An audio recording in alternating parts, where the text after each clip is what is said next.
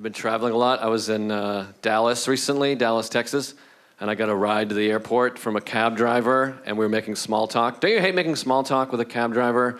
I hate it because I feel like I have to agree with whatever they say because they have your life in their hands. Do you guys feel like that? I have no integrity in a cab. He could be like, I think we should be allowed to own homeless people. And I'd be like, totally, man. I've had my eye on a couple myself. I disagree with whatever he says. Because I'm afraid I'm going to be like, that doesn't make sense. He's like, well, maybe this will make sense. You fucking... And then he just kills you. So I just agree. This is what happened. It wasn't even political. We were pulling into the airport, the Dallas-Fort Worth airport, which is an enormous airport. And I said, this airport is huge. I'm very good at small talk. It's one of my skills. I said that. And then he said, oh, yeah, this airport right here, bigger than the state of Maine.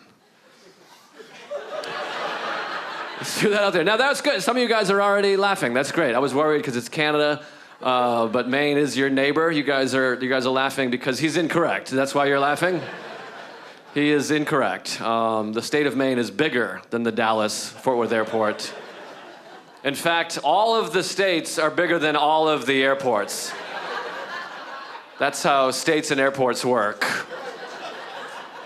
But I went with it. I was like, wow, that's crazy. I wanted to be like, that is literally crazy. You seem like an unstable human being for thinking that that might be true. And then I got out of the cab, and this is embarrassing. I'm ashamed of myself, but I Googled it, because there was a moment where I was like, wait, maybe...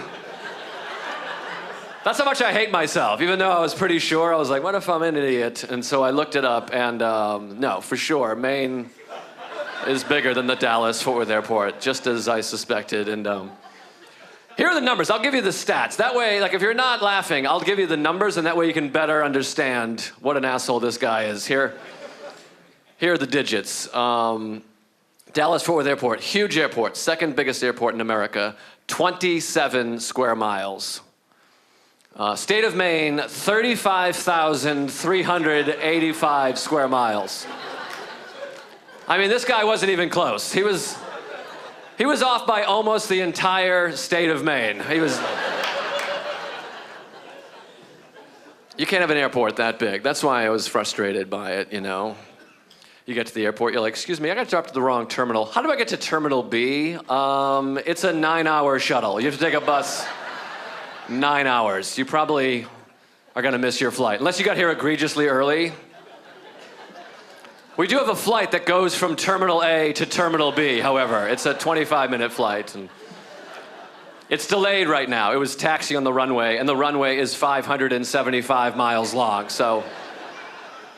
I've traveled a lot. I live in New York City. That's a great city to live in. I was on the subway the other day, and it was like packed. It was rush hour. We were all getting off the subway, and it was like shoulder to shoulder, you know, like sardines.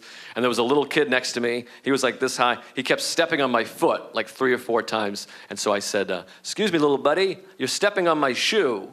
And then his mother cut in and went, he's a kid? I was like, yes, I know that.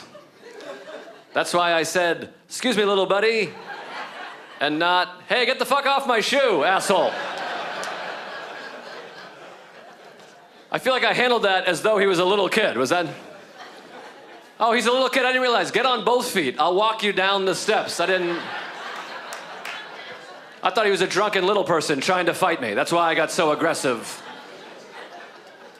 I hated that mother. She should have been on my side. When I was a kid, if I stepped on a guy's foot and he yelled at me, my mother would have been like, do you want to hit my son? Go ahead and hit my child. Take his shoes. He doesn't deserve them.